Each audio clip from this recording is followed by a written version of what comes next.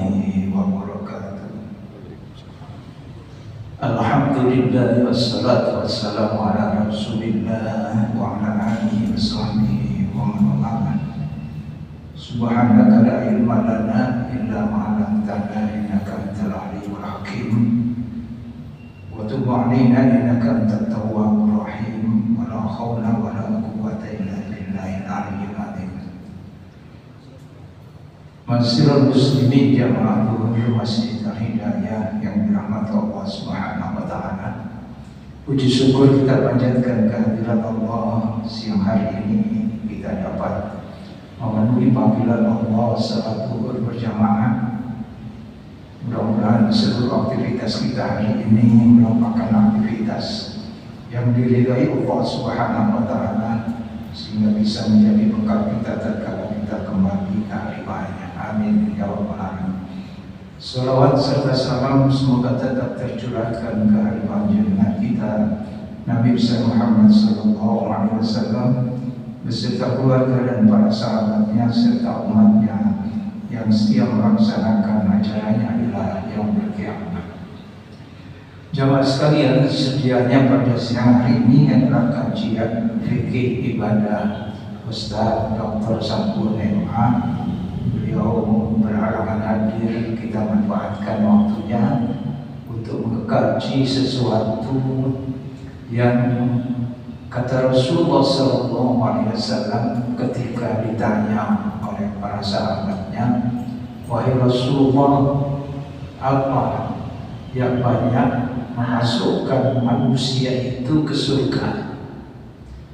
Kata Rasulullah SAW dengan dua jawaban, yaitu takwa Allah wa husnul khuluq, bertakwa kepada Allah, dan yang kedua adalah akhlak yang baik.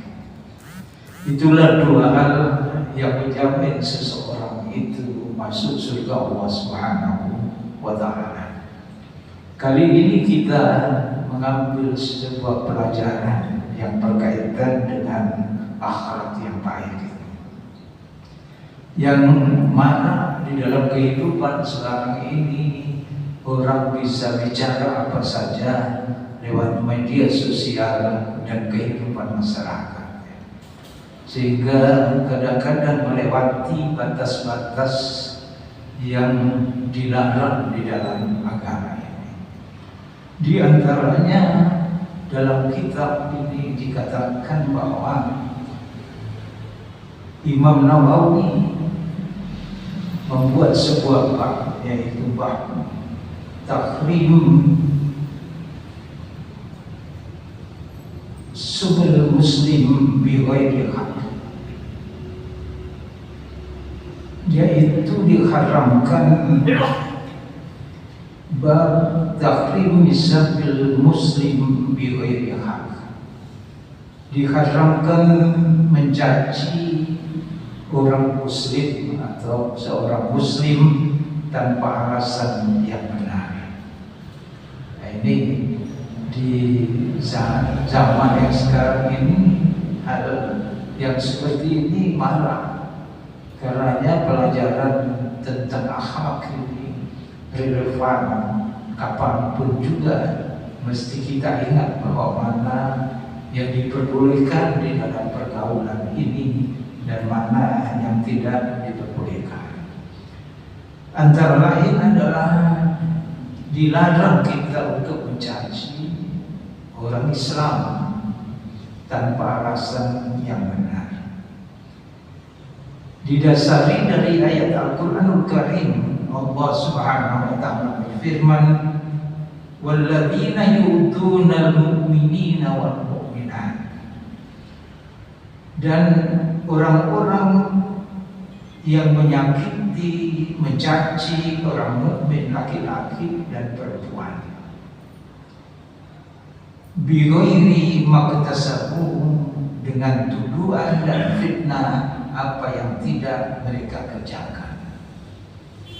Lalu apa sanksinya? Faqad tamalu buhtanan wa isman mubina, maka sungguh mereka telah memikul kebohongan dan dosa yang nyata.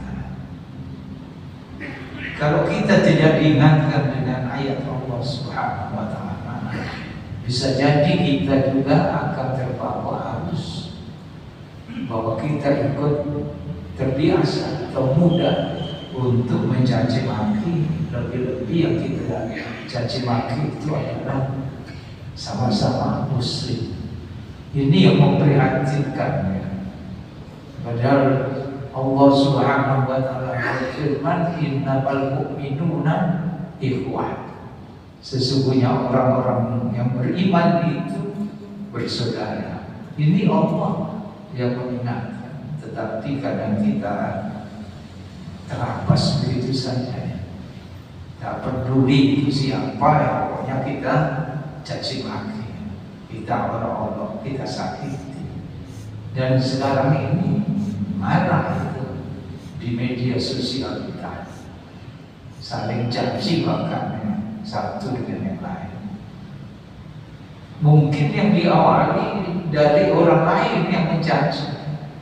Mungkin yang mencaci awalnya itu bukan seorang Muslim, boleh jadi begitu. Tetapi kemudian memancing amarah atau caci makian dari orang-orang Muslim itu sendiri. Makanya kita perlu diingatkan dengan ayat Allah Subhanahu wa Ta'ala di dalam surat Al-Ahzab ayat 58 itu, bahwasanya orang yang menyakiti, mencaci orang mukmin laki-laki atau perempuan dengan tuduhan-tuduhan fitnah apa yang tidak mereka kerjakan, di fitnah, dituduh, dicaci maki, sementara yang dicaci itu tidak sebagaimana yang dia tuduhkan. Maka orang yang mencaci, menuduh yang seperti ini, mereka telah memikul kebohongan dan dosa yang nyata, sangat besar dosanya. Dan kalau orang yang mencaci, memfitnah yang seperti ini tidak meminta maaf, bisa-bisa bangkrut di dalam kehidupan akhirat. Jadi orang yang suka mencaci orang lain, memaki orang lain, sesama Muslim, itu bisa bangkrut di dalam kehidupan akhirat. Karena kebaikan-kebaikan amalan mereka itu akan diminta oleh orang yang dicaci maki. Jamaah yang dirahmati Allah Subhanahu wa Ta'ala, dari sahabat Ibnu Mas'ud radhiyallahu anhu juga meriwayatkan sebuah hadis, sibabul muslim fusuqun wa qitaluhu kufrun. Ini jelas Rasulullah sallallahu alaihi wasallam bersabda, mencaci maki seorang muslim adalah kefasikan. Fasik itu dosanya di atas kemaksiatan yang lain, yaitu dia keluar dari ajaran-ajaran Allah dan Rasulnya. Itu kefasikan, dosanya itu lebih berat daripada kemaksiatan biasanya. Wa qitaluhu kufrun, dan memerangi bahkan membunuh orang Muslim itu hukumnya dia dihukumi kekafiran. Sudah jelas itu, kekafiran itu pasti tinggalnya di neraka Allah Subhanahu wa Ta'ala. Karenanya Rasulullah memberikan pelajaran sejak awal di Madinah itu. Beliau mengatakan, al-muslimu akul muslim, sesama Muslim itu bersaudara. Muslim yang satu dengan yang lain bersaudara. Maka diajarkan ketika setiap waktu dia bertemu itu diajarkan doa oleh Rasulullah SAW dengan ucapan Assalamualaikum warahmatullahi wabarakatuh. Itu aja. Sejak awal Rasulullah di Madinah mengajarkan yang seperti itu. Karena kedamaian, ketentraman, persatuan sesama Muslim itu sangat dibutuhkan di dalam perkembangan kemajuan Islam. Karenanya yang pertama kali dibangun oleh Rasulullah SAW adalah persaudaraan muslimin di Madinah sebagai modal dakwah Islam agar Islam itu berkembang.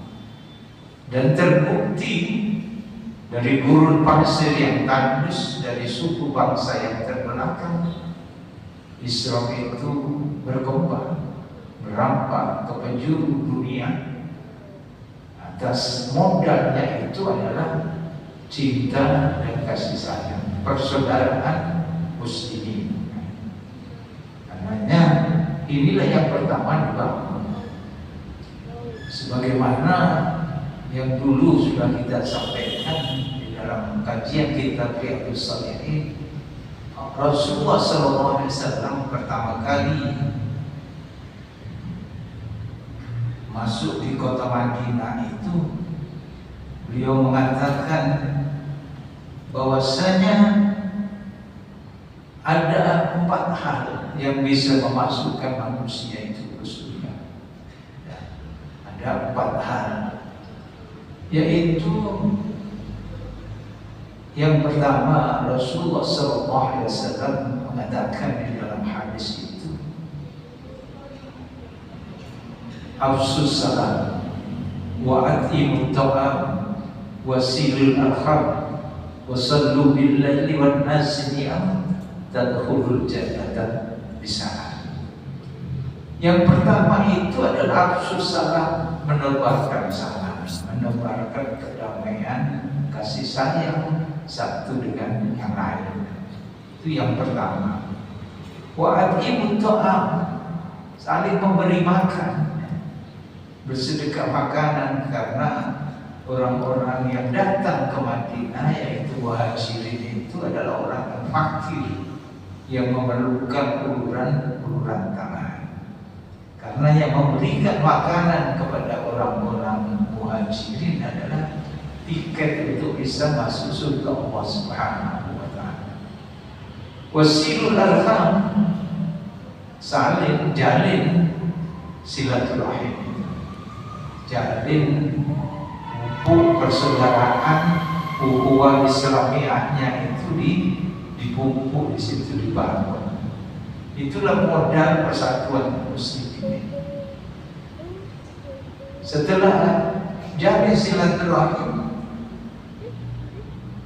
kemudian yang keempat baru 3 hal tadi, hubungan sosial di masyarakat, afsus salam, atimut ta'am, wasilul arham, adalah hubungan sesama manusia, hubungan horizontalnya.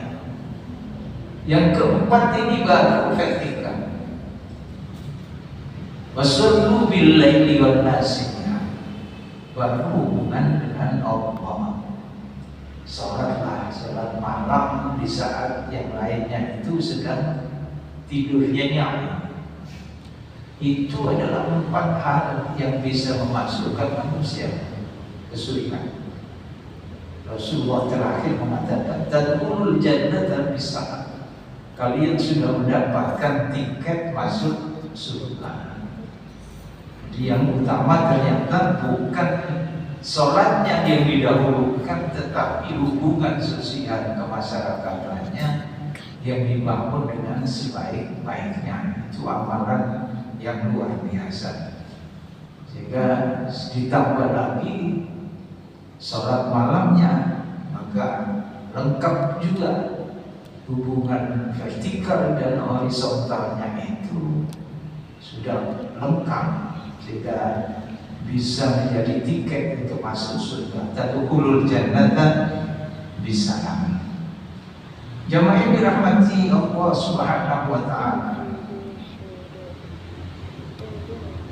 kalau ada 2 orang yang mencaci maki,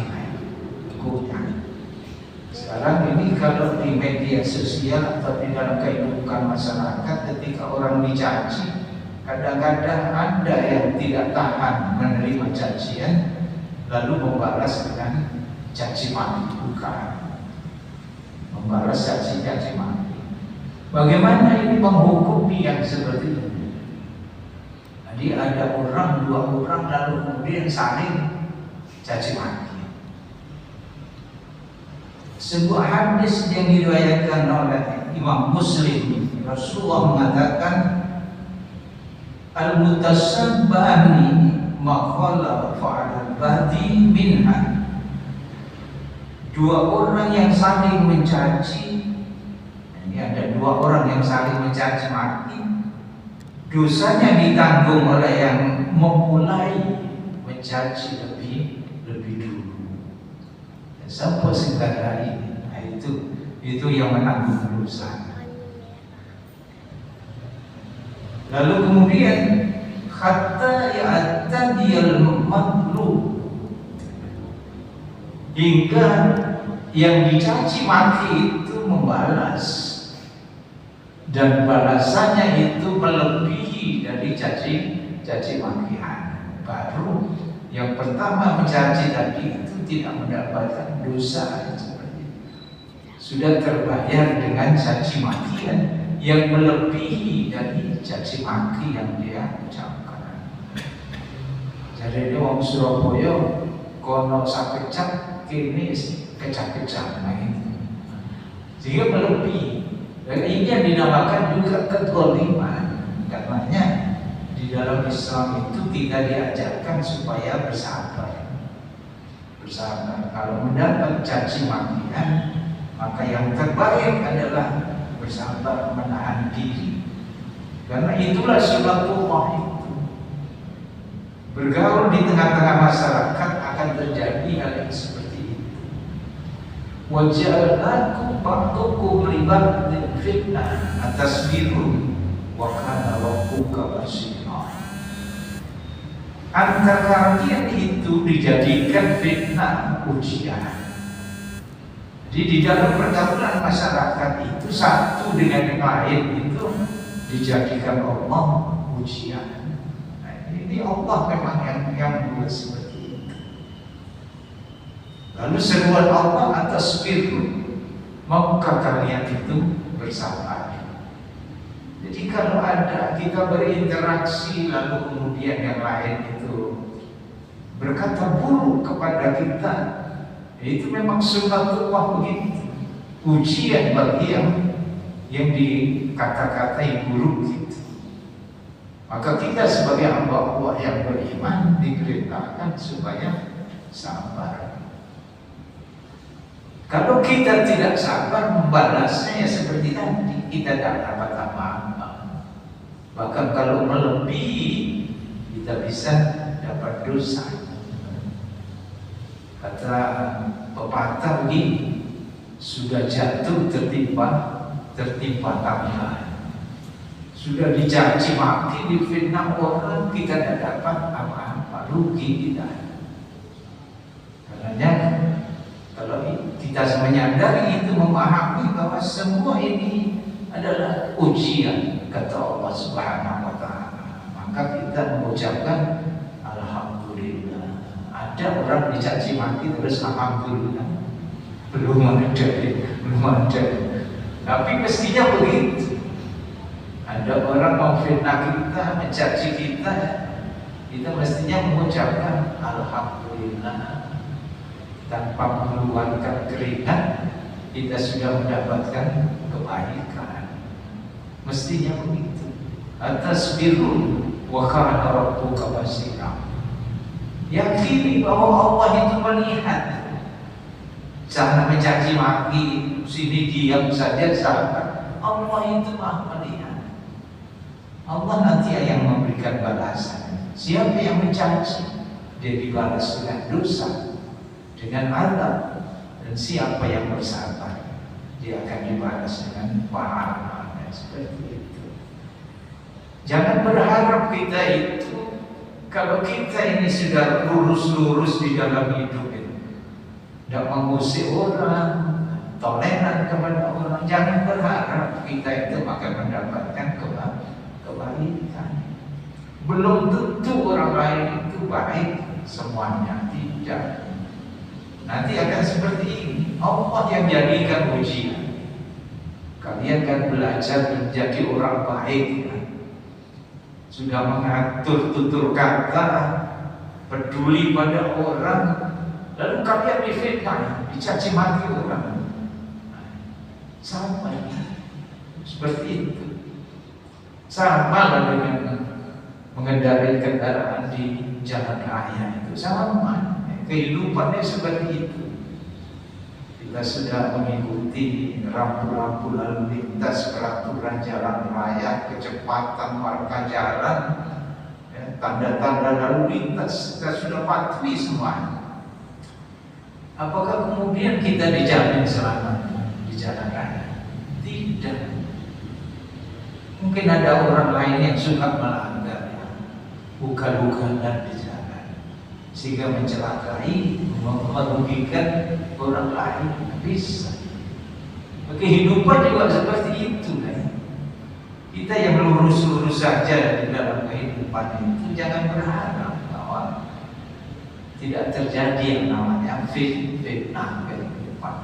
Memang Allah sudah mengingatkan kepada kita. Wa ja'alnakum ba'dukum li ba'din fitnah atasbiru wa kana rabbuka basira. Allah yang menjadikan antara kalian satu dengan yang lain itu menjadi ujian. Orang itu tidak sama, tidak semuanya baik. Ada juga orang yang buruk, mungkin lebih banyak yang buruk daripada yang lain. Modal kita adalah bersabar, yang bersabar. Alhamdulillah. Itu perlu latihan. Dicaci maki orang, difitnah orang, ya alhamdulillah. Tidak perlu mengeluarkan tenaga, sudah mendapatkan kebaikan.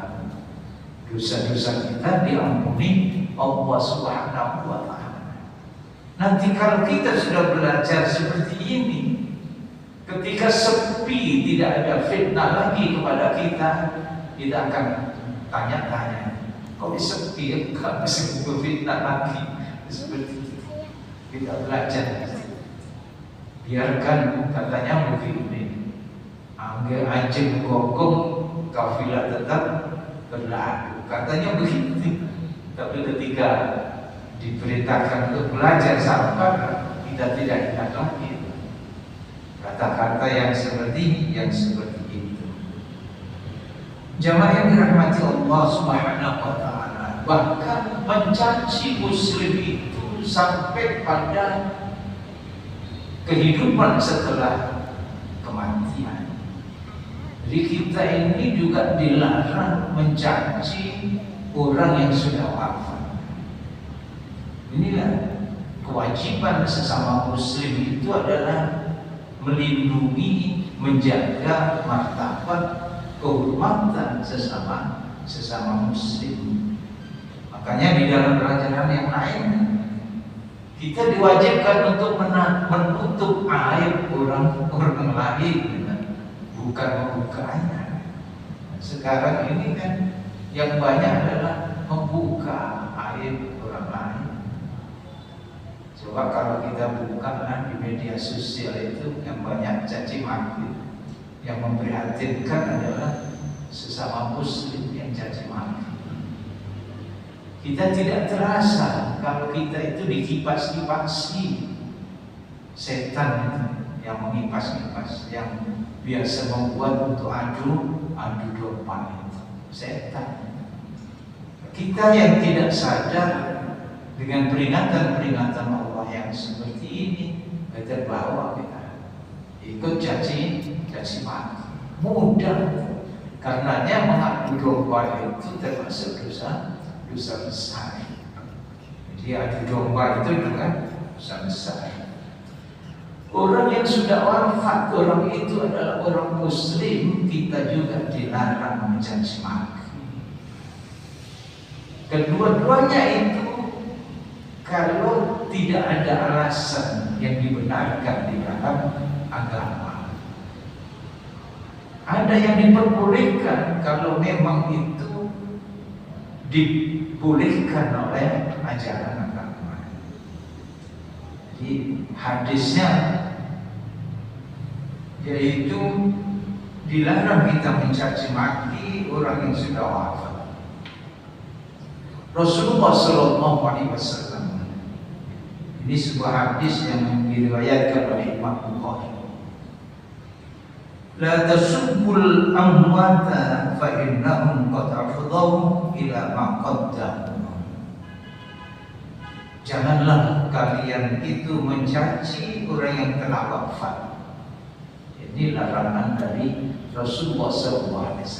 Jangan kalian caci orang yang telah wafat. Mengapa? Karena mereka telah selesai melaksanakan tugas amalan di dalam kehidupan dunia dengan apa yang sudah dikerjakan. Mereka sudah mendapatkan balasan dari apa yang sudah dikerjakan. Tidak usah kalian caci maki. Kalau itu perbuatan buruk, mereka juga sudah mendapatkan balasan dari perbuatan buruknya itu. Tanpa kalian caci maki, mereka sudah mendapatkan balasan. Allah itu Maha tahu segalanya. Bahkan kalau kalian caci maki terus orang yang sudah wafat itu, kalau itu orang yang buruk, malah kebaikan kita itu kelak bisa diminta oleh orang yang kita caci maki yang sudah wafat itu. Ini yang tidak diperbolehkan oleh Rasulullah SAW. Sampai wafat pun kita mempunyai kewajiban untuk mengangkat harta, melindungi kehormatan orang-orang yang beriman sesama muslim. Lebih-lebih hidup ya, kita mesti punya kewajiban untuk melindungi martabat orang sesama muslim itu. Begitu hubungan orang muslim itu tidak hanya di dunia ini, tetapi hubungannya sampai pada kehidupan akhirat. Karenanya kita diajarkan kan doa itu juga doa untuk orang yang sudah wafat. Allahumma ighfir lil muslimin wal muslimat wal mu'minin wal mu'minat al ahya'i minhum wal amwat. Kita doakan mohonkan ampun orang-orang muslim mukmin yang masih hidup ini, dan juga mukmin dan muslim yang sudah wafat. Di hubungan kita itu tidak hanya di dunia. Ketika di alam barzah saja, sesama orang-orang soleh, orang-orang baik itu dikumpulkan mereka. Ini bedanya dengan kehidupan dunia. Kalau kehidupan dunia itu kan tidak tahu kita mana yang baik, mana yang soleh, yang bukan soleh, tidak tahu. Yang tidak soleh juga pakai baju takwa, yang soleh juga tidak tahu kita. Bahkan yang kafir saja juga pakai peci yang sama, tidak tahu. Nanti ketika sampai di alam barzah, terpilah mereka. Oh, ini orang-orang yang tidak soleh, ini orang soleh. Mereka dikumpulkan. Mereka dikumpulkan sesama orang-orang baik, dan yang buruk dengan orang-orang buruk tidak bersama. Begitu pula di akhirat itu sudah terbagi mereka. Mana ahli surga, mana ahli neraka itu sudah dipilah di dalam kehidupan mangsar itu, di dalam persidangan akhirat. Jamaah yang dirahmati Allah, yang diperbolehkan adalah mencaci baik orang yang hidup maupun yang wafat. Yang diperbolehkan di dalam agama yaitu orang yang hidupnya itu misalnya mempengaruhi kehidupan orang lain yang sama. Misalnya ada yang menebarkan, seorang muslim itu menebarkan aliran sesat misalnya. Nah, ini boleh kita caci dengan tujuan agar alirannya yang diajarkan itu tidak sampai menyebar di dalam kehidupan masyarakat. Meskipun sudah wafat, kalau ajarannya itu masih ada, ya kita tunjukkan bahwa orang ini adalah sesat, salah di dalam memberikan pelajaran. Itu masih boleh, supaya tidak banyak orang yang lain kemudian ikut tersesat. Itu yang diperbolehkan di dalam syariat. Jemaah yang dirahmati Allah Subhanahu wa taala, inilah beberapa akhlak yang mesti dimiliki oleh seorang muslim yang kata Rasulullah SAW, dua hal yang banyak memasukkan manusia ke surga, yaitu taqwa wa husnul khuluq. Yang pertama adalah takwa kepada Allah yang berkaitan dengan akidah kita, meyakini bahwa Allah itu maha tahu, maha kuasa, maha membalas perbuatan manusia. Dan itu yang kita yakini, itu akidah kita. Lalu kemudian yang kedua adalah husnul khuluq, yaitu memiliki perangai akhlak yang terpuji. Mudah-mudahan dua hal ini bisa menghiasi kehidupan kita, dan kelak kita termasuk orang-orang yang dimasukkan ke surga Allah Subhanahu wa taala. Amin ya rabbal alamin. Marilah kita tutup dengan doa kafaratul majlis. Subhanakallahumma wa bihamdika asyhadu an la ilaha illa anta astaghfiruka wa atubu ilaik. Mohon maaf. Assalamualaikum warahmatullahi wabarakatuh.